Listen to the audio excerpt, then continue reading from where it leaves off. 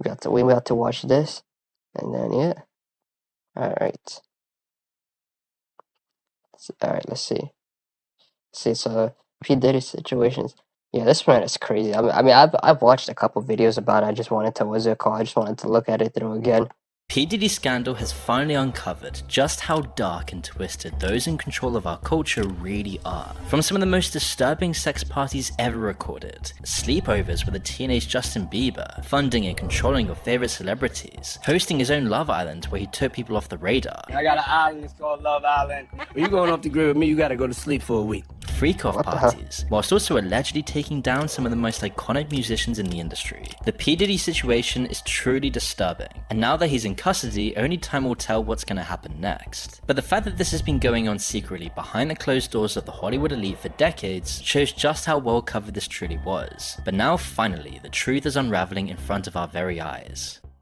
P. Diddy needs hardly any introduction. Before he was infamous for his crimes, he was at the top of society. He rubbed shoulders with some of the most powerful celebrities in the world. He knew everyone in the music industry, from Jay-Z, Beyonce, Snoop Dogg, to Biggie Smalls, and even Justin Bieber. However, this recent case has exposed how truly twisted the celebrity elites truly are. The investigation began initially in November 2020. Yeah, this is what for me. What's it called?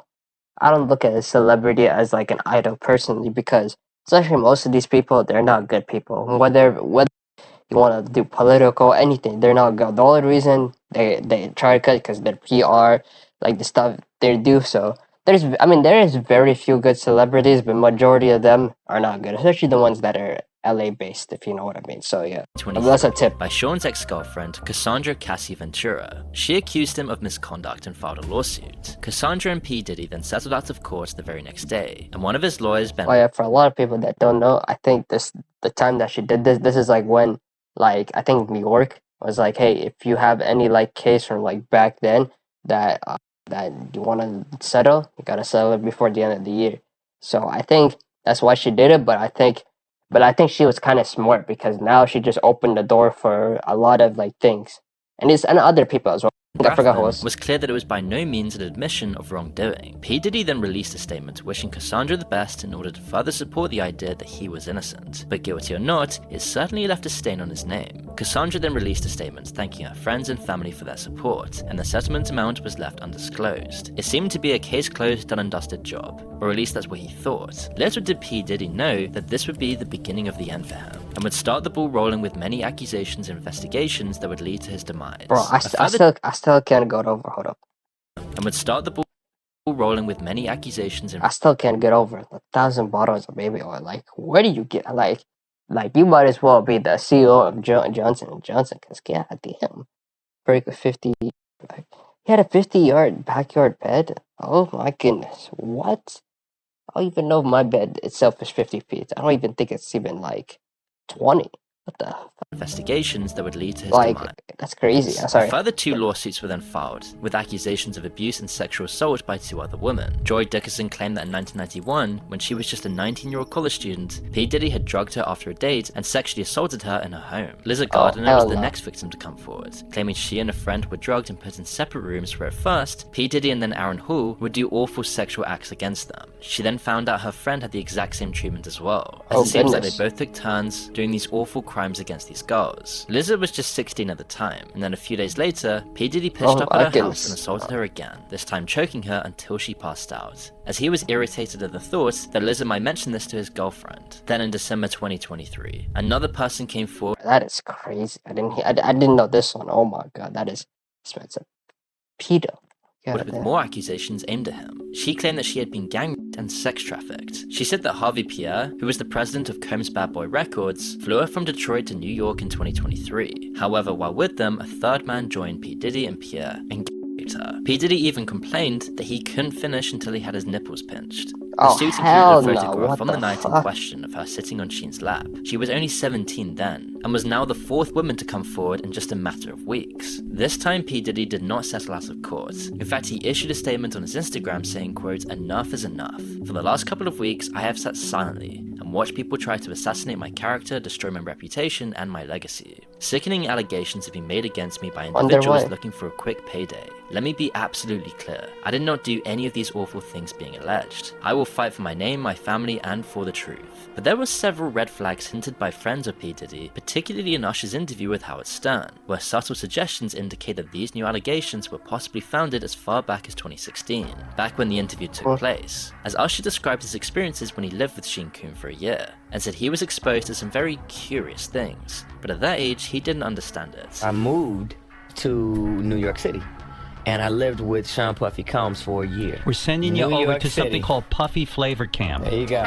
to learn Flavor camp. Yeah, Flavor that's what it camp. was called. Puffy's place was like just filled with chicks and orgying like nonstop, right? Nah, not really. I Come mean, on. but hey, it was curious. I got a chance to see some things. Yeah, but you were 13. What were you I seeing? went there to see the lifestyle. I don't know if I could indulge and understand what I was even looking at. It was pretty wild. What I did say is that there were very curious things taking place, and I didn't necessarily understand it. It's only now that it stands out because it further supports the Yeah, it's crazy because this man, what's it called? First of all, as a parent, why are you letting another, like, I have to get to know the guy, right? Personally, if I was a parent, if I want my son to, let's say, be what Usher is now, right? I would have to go out, I would spend the day with him, see what type of person he is. Obviously, I'm not gonna send no 13-year-old to New York with a random man, especially like now, right? He's not gonna obviously tell his parents like, yo, I saw this, I saw that. So now it brings like a little fear.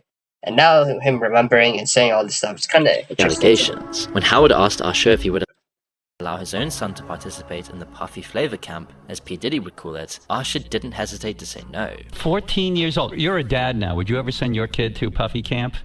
Hell no. In a Rolling Stone interview with Usher in 2004, he elaborated on his experiences with living with P. Diddy. He said there was always girls around. You'd open a door and see somebody doing it, or several people in a room having an orgy. You never knew what was going to happen. With this in mind, it wasn't that surprising that by February 27th, 2024, the producer of P. Diddy's album The Love Album sued P. Diddy for $30 million for sexual assault. He claimed that he was also drugged and woke up in a bed with 2 male sex workers and Mr. P. Diddy himself. His lawsuit included hell P. Diddy's no. son Justin, who he claimed would bring underage girls home and then drug them, while his dad secretly filmed these sexual acts. Although an adult film actor called D'Angelo Knockout Marquise claimed that one of the photos used in the lawsuit was actually a still from one of his films. Although perhaps discredited, where there's smoke, there's fire, and P. Diddy was now desperately trying to put the fires out as more and more took to flame. P. Diddy actually admits that he did document everything in his life, so any sexual male acts could have easily been caught on tape, and the fear of that exposure will keep some from coming forward as well. Gene Deal, P. Diddy's former bodyguard, said in an interview that the freak-off included P. Diddy having sex with male escorts that his then-girlfriend was forced to find. Looking at this lawsuit, she alleges that, Diddy, he'll make her look online for BBCs for their freak-off sessions. Oh, what? And she say that, in this lawsuit that, Diddy, he enjoyed watching her get smashed by BBCs. And she was searching for the big black, not only for herself, but for somebody else who we all know that was in the room with her. They had to be for both of them, they was in the room. P. Diddy would make them wear masks to keep their identity from Casey. She also alleges that, while she was having sex with these male prostitutes, the male prostitutes, and Diddy, they all wore masquerade masks. He didn't want her to know who they were. Which is why on March 25th, 2024, P. Diddy's homes in both LA and Miami were raided by the Department of Homeland Security Investigations in New York. The raid was part of the investigation of sex trafficking led by the Southern District of New York, perhaps prompted by the now 5 victims who had come forward, one of which was a male who also chose to remain anonymous. Because of this, the investigators seized guns and P. Diddy's phone on the day of the raid. It was reported that over 1,000 bottles of baby oil and lubricant were found on the property. I still This can't unusual believe that. find What would the be laughable if it weren't so incriminating to the horrific charges. It only supported Like, do people know, that's what's crazy. Like, do people know how much baby oil is? Like a lot of people probably use it when they were young, right? But, like, that stuff lasts a long time. Like, I don't think people realize, like, how long. I think that's, like, it's probably, like, I wouldn't say, like, conditioner, but, like, I would say, like, conditioner lasts pretty long. Because, is it called? I would say it's, like, either conditioner, it probably lasts probably just as long as conditioner for most people. I would say probably even a little longer, but yeah.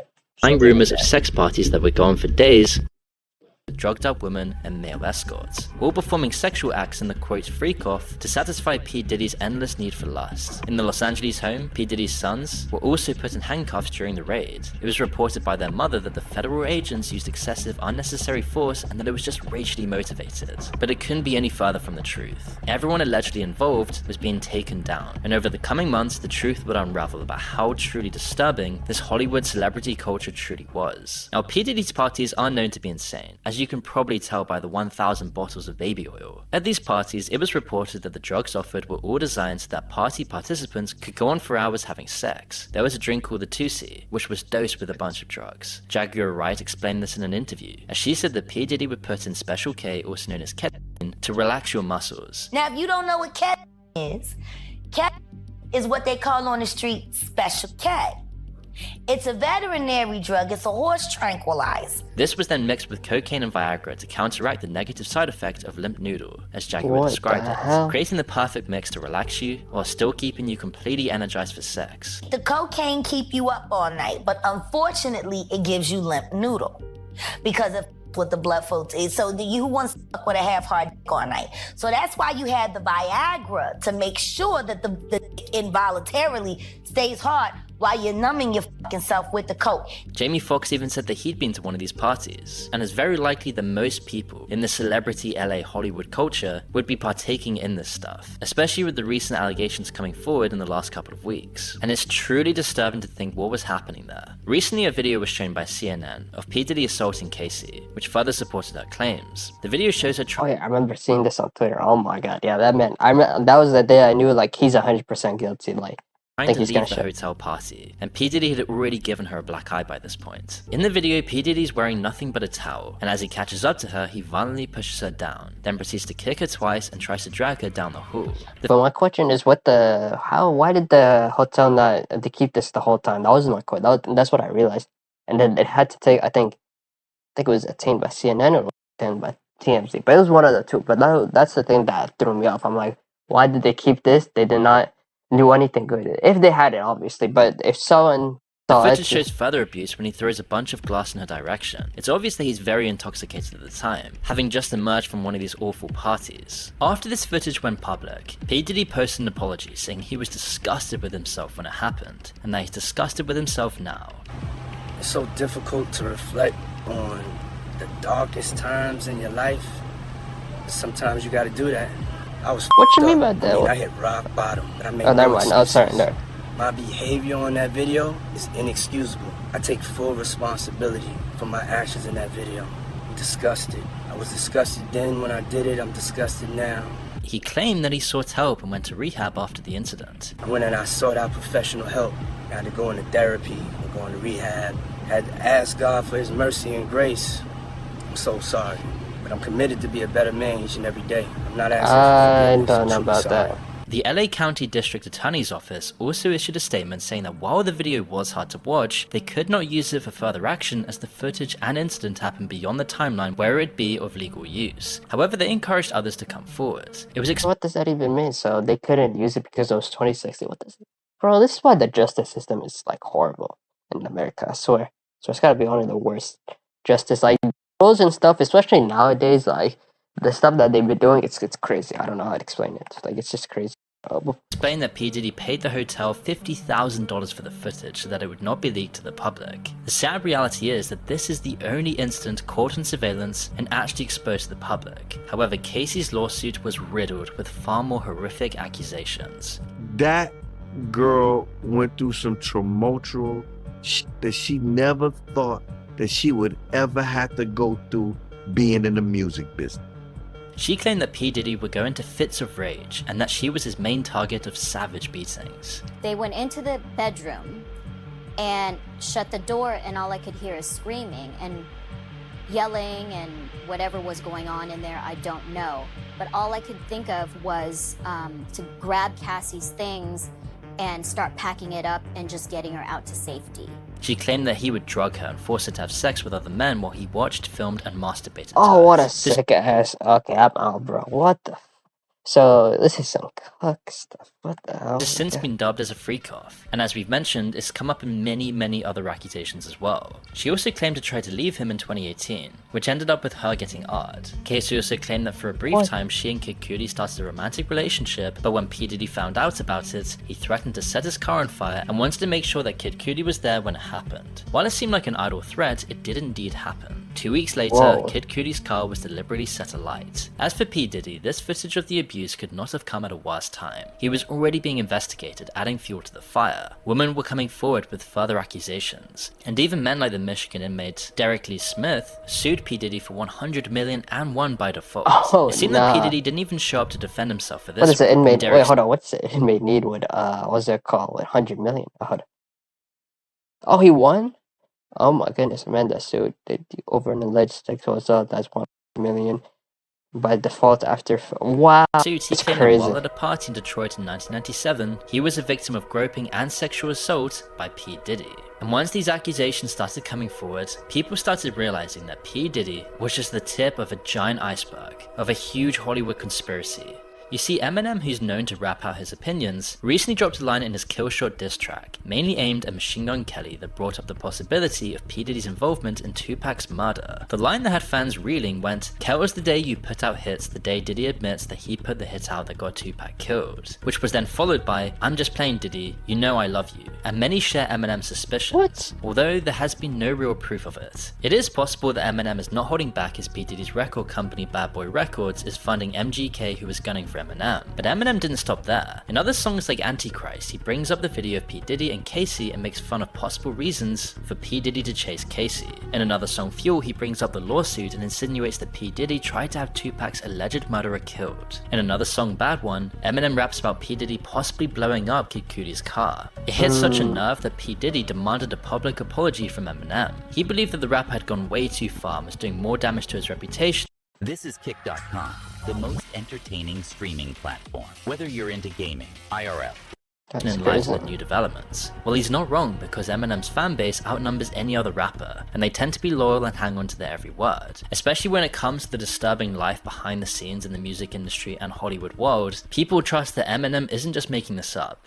All these allegations seem to stem from a time when P. Diddy came off as a powerful icon in the industry. This speaks to the intimidation and manipulations used to keep all those people quiet. In 1999, certain testimonies indicate that P. Diddy got away with a shootout in a club. At the same time, P. Diddy and his then girlfriend J. Lo went to the club and got into an altercation with Matthew Scar Allen. P. Diddy knocked a drink out of Matthew's hand, which sparked the violence, where P. Diddy threw money in his face as a sign of disrespect. As it got heated, both of them drew their guns and fired into the crowd. 3 victims survived to tell the tale, but one victim in particular stands out. Now, Tanya Rubin reports that she saw P. Diddy do the shooting while Sheen shot into the ceiling. She herself was shot in the face, and her testimony has not wavered since. I watched them both fire their guns. I watched them. And that is exactly how I sit here today. Because some thug criminal with an attitude and an ego that was outside of control decided he was going to fire a gun in a crowded nightclub and shot me in my face. She was so adamant about it that she offered to get bullet fragments removed from her skull to use as forensic evidence. However, P. Diddy was once again acquitted, with Shane taking the fall,